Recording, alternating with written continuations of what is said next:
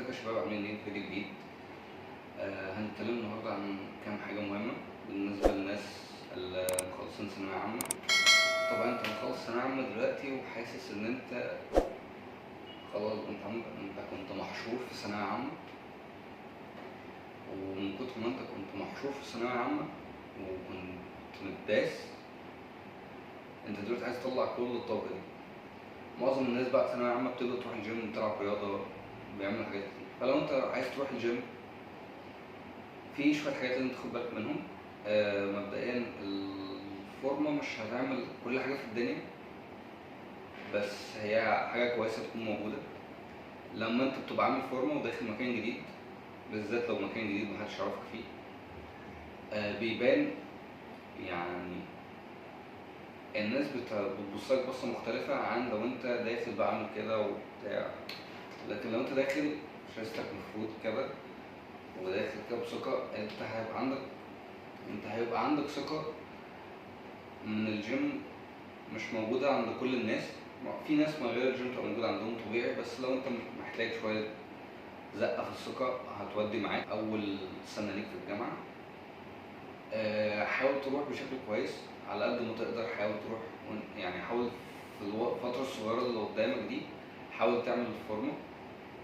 يعني مش أكيد مش هتوصل لفورمة رهيبة، بس على الأقل الشهر ده أو الشهرين دول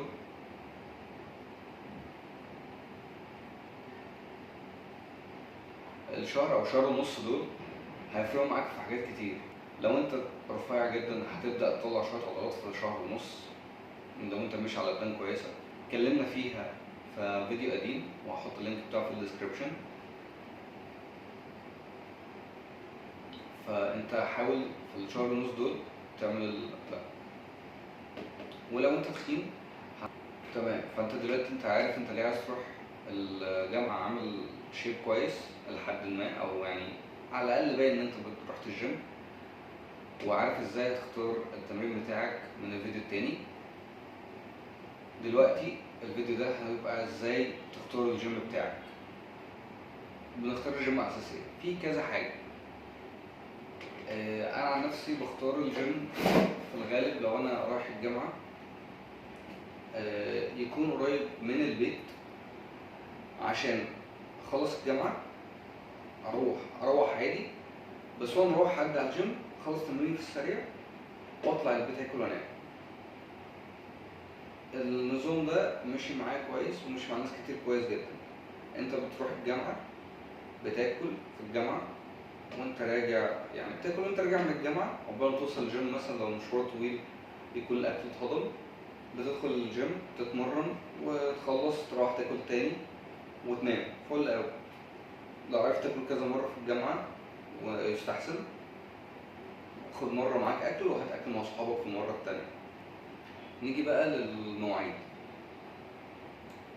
الميعاد بالنسبه لك هيكون مهم. في ناس بتحب، او انا يعني اعرف ناس بتحب تروح الجيم قبل اول حاجه في اليوم، في ناس بتحب تقفل باليوم. فعلى حسب انهي فيهم انت هتختار الجيم. لو انت بتحب تروح بدري قبل الجامعه وانت محاضراتك بتبدا بدري، فانت في الغالب هتدور على الجيم يكون 24 ساعه. الجيم ال 24 ساعه ده في الغالب ما بيبقاش دايما اقرب حاجه للبيت، الا لو انت محظوظ وفي جيم تحت بيتك 24 ساعه. انا في 5 و6 جيمات تحت البيت، واحد بس فيهم ال 24 ساعه ويعتبر ابعد واحد فيهم. فاحنا اخترناه يكون قريب من البيت على قد ما تقدر. ولو انت عايز تروح الجيم قبل الجامعه يكون 24 ساعه. امتى بقى نحاول نبعد عن دول شويه، او نحاول نشتغل معاهم بطريقه تانيه؟ بمعنى انا دلوقتي شايف الجيم اللي جنب البيت ال 24 ساعه، بس انا طالب لسه بدرس ما بدأت الشغل والجيم غالي جدا. في الحالة دي هدور على الجيم يكون أرخص شوية، إلا لو الحاج والحاجة وافقوا عندك تمام. أو لو أنت بتشتغل مع الجامعة يكون جامد جدا. يعني خلاص أنت عارف أنت عايز إيه من الدنيا، أو أنت مظبط حياتك إن أنت بتشتغل كده كده. أنا أعرف ناس كتير بتشتغل حتى وهي في ثانوية عامة، كان أول ما خلص ثانوية عامة بدأ يشتغل تقريبا، أو حتى كمان وهو في ثانوي كان بيشتغل.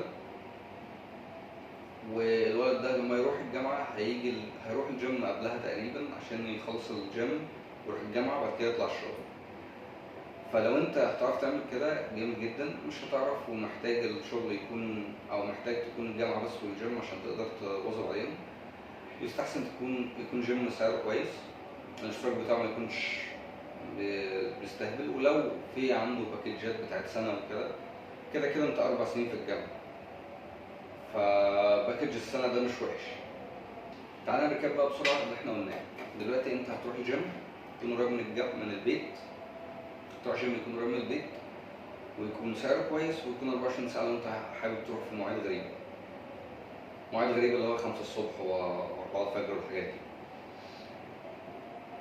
معظم الجيمات في العادي بتقفل بقى على 2، فالجيمات اللي هي بتقعد بعد 2 دي بتبقى معظمها أو بتبقى في الغالب جيم 24 ساعة أصلا، مفيش حد بيقعد بعد 2 وهو مش 24 ساعة.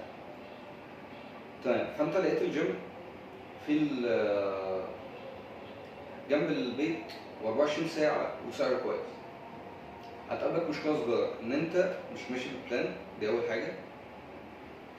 فاحنا قلنا اللينك هيبقى في الديسكربشن. لو في ترينرز في الجيم يستحسن تاخد على الأقل أول شهر شهرين مع ترينر، على الأقل هتبدأ تفهم أنت ليه بتتمرن الحاجة دي أو ليه بتعمل الحركة دي بالطريقة دي، ليه بسخن أصلا، ليه محتاج آكل حاجة صغيرة قبل التمرين موزة، أو ليه محتاج أشرب قهوة قبل التمرين.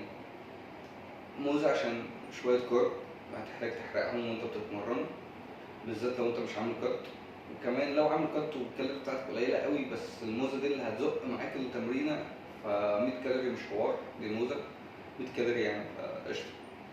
القهوة برضو للناس اللي بتعمل كات، فالغالب ال 100 كالوري دي أو يعني في ناس بتفرق معاهم ال 100 كالوري فبيحتاجوا القهوة بدل الموز. المشكلة التانية اللي هتقابلك مشكلة تظبيط المواعيد بتاعت الجامعة وبتاعت الجيم. عشان كده انت لازم تبدأ من النهاردة تروح الجيم وتتعود ان انت تروح كل يوم وتاخد يوم راحة. يعني هتروح مثلا 4-5 أيام، هتروح 5 أو 6 أيام في الأسبوع ويوم راحة. ال5 أو 6 أيام مش لازم يكونوا كلهم تمرين، روح ممكن تنزل يوم منهم أو يومين اللي هو انت قاعد في الجيم بس. مش رخامة على الناس في الجيم ولا رخامة عليك، بس انت لو اتعودت تنزل كل يوم الجيم الشهر ده هتتعود. لو اتعودت تنزل كل يوم الجيم في الشهر ده هتتعود ان ده شيء اساسي في اليوم. اساسي بمعنى ان انت خلاص هيبقى عاده بالنسبه لك ان انت انا بصحى وانزل اروح الجيم، او انا بتغدى وبنزل اروح الجيم، بقيت مرتبط بيومك او يومك بقى مرتبط بيه الجيم. فانت مش بتعرف تكمل اليوم او مش هتعرف تخلص اليوم الا لو رحت الجيم. وده هينفع معاك جدا لما تبدا بعد الجامعه، لان انت لما تدخل الجامعه هتلاقي مثلا ان محاضرات كتير ومجهود وبتاع، فهتحس اللي هو لا مش قادر النهارده، مش رايح الجيم، بكره اليوم هيبقى طويل مش هروح الجيم. كل الحاجات اللي انا قلتها دي هتقل جدا لو انت اتعودت تروح الجيم كل يوم في الشهر اللي جاي ده. فحاول قد ما تقدر تروح الجيم كل يوم عشان ده مهم جدا. اخترنا الجيم على اساس بقى ان هو رخيص وغالي وقريب و24 ساعة وتعودنا نروح الجيم كل يوم. فاحنا بعد ما اتعودت تعمل كده ما تجيش بقى تبوظ ده بخروجه ملهاش لازمه، بقعده ملهاش لازمه في القهوه. يعني انت لو هتروح لو انت نازل مع صحابك وهتروح تقعد في القهوه بس عشان تفضلوا قاعدين في القهوه، ليه؟ يعني بجد مش هتستفيد حاجه، هتصرف فلوس، هتاكل حاجه انت المفروض متاكلهاش، او هتشرب حاجه فيها سكر زياده على الفاضي. طب وليه؟ طب ما انت ممكن الوقت ده تروح فيه الجيم وتروح تنام تصحى بدري تروح الجامعة فايق وبتاع. فليه بقى؟ يعني ملهاش لازمة إلا لو خلاص ده آخر يوم في الأسبوع وكده كده مش رايح الجيم. أو في حل تاني، أنت ممكن تجرب مع صحابك، تشوف حد من صحابك ممكن يكون حد فيهم عايز يروح الجيم بس لسه ما بدأش، خايف يروح الجيم. فلو خدت حد من صحابك وتروحتوا الجيم بتوع الجامعة، أولا الناس اللي هتروح معاك الجيم دي هيبقوا صحابك فعلا، يعني مش هيبقوا صحاب جامعة بقى والجو ده، لا هيبقوا صحابك اللي هيكملوا معاك فترة طويلة حتى بعد الجيم، وممكن يفضلوا صحابك على طول. بعد الجامعة مش بعد الجيم. ف يعني هتبقى لقيت حد يروح معاك الجيم، وهتبقى لقيت لقيت الناس، هتبقى خدت حد معاك يروح الجيم، وفي نفس الوقت الحد ده انت عارفه او صاحبك، وبدل ما تروحوا تقعدوا على القهوه تضيعوا وقت هتروحوا الجيم تستفيدوا انتوا الاثنين. وانت بما انك انت بادئ الجيم قبلها بفتره، يعني قبل الجامعه بفتره انت بادئ الجيم اصلا، فانت بالنسبه له هتبقى على الاقل فاهم شويه ان انت تساعده في الاول ما يغلطش غلطات انت غلطتها، او ينجز العمليه بالنسبه له. يعني هو مش هيحتاج ترينر لو انت موجود، هيحتاج ترينر، يعني كده كده هو هيحتاج ترينر، بس انت لو موجود معاه في الاول خالص مش هتحتاج ترينر. اول شهر شهرين هيعمل زيك وخلاص، وهيلاقي نتيجه عادي مش حوار. الا لو انتوا الاثنين عكس بعض جدا، يعني لو انت الرفيع وهو المليان اللي بيحاول يخس، هو هيحتاج ترينر يتعامل معاه في الموضوع ده. انت ولو العكس برضه، يعني طول ما حد فيكو بيحاول يخس والتاني بيحاول يدخل او يزيد عضل، يعني ما تاخدوش نصائح من بعض الا في التمرين نفسه. يعني حاجه في التمرين نفسها، حركه شفتها جديده تحط تجربها ولقيت منها نتيجه، ممكن تقول له عليها عادي. لكن نصائح في الاكل وكده لا، خلي الترينر هو اللي يتعامل معاك. ولو لقيته بيلعب غلط ما تحاولش تساعده، لو انت عارف الحركه بتتعمل ازاي بالظبط وهتعرف تشرحها له، واشرح وعلمها له وكل حاجه. بس لو حركه اصلا صعبه عليك انتوا الاثنين وانت مش حاسس ان انت بتعملها صح، او هو لما شافك ما حاسس ان انت بتعملها صح، وهتعرفوا ده منين؟ تفتحوا على النت، تجيبوا اي فيديو، اي حد بيعمل الحركه دي، هتكتب على يوتيوب او جوجل او اي حاجه اسمه حركه. يعني مثلا لو سكواتس، هاو تو سكوات، مش حوار. لو ضغط حتى، ازاي تلعب ضغط، اكتبها على النت، هيطلع لك فيديو حد ابن حلال كده بيوريك ازاي تلعب ضغط، مش صعبه يعني. هتقارنوا بقى بالفيديو بواحد فيكم وهتشوفوا الدنيا تمام. وما تاخدوش رأي فيديو واحد، دوروا على 4-5 فيديوهات، واللي تلاقوا الكلام بتاعهم في الآخر واحد. يعني مثلا في 10 نصائح اتقالوا، منهم 6 مشتركين بين ال5 فيديوهات. ال6 المشتركين دول امشي بيهم وفكك من ال4 الزيادة، إلا حسيتهم منطقيين مع ال6 اللي انت بتاخدهم، أو ال6 اللي لقيتهم مشتركين في الفيديوهات كلها. بس ده كان الفيديو، اتمنى يكون عجبكم واستفدتوا وعارفين هتعملوا ايه لما تروحوا الجامعه. وان شاء الله تكون يعني 4 سنين دراسه كويسين، او 5 7 على حسب انت داخل ايه، وبالتوفيق في الجامعه اللي انت رايحها، وان شاء الله تتخرج منها وتشتغل اللي انت كنت عايز تشتغله. او ممكن لو دخلت جامعه مش عاجباك ان شاء الله تلاقي طريق منها للنجاح. وطول ما انت في اي جامعه هتدخلها، لو انت كمان بتروح جيم، فانت في دماغك هيبقى فيه طرق كتير للنجاح. انت هتبقى عارف ازاي تعمل طريق لنفسك مالوش دعوه باي حد تاني، ومش زي طريق اي حد انت عارفه وموصلش للنجاح اللي انت بتتمناه. فبالتوفيق يا شباب، وربنا معاك.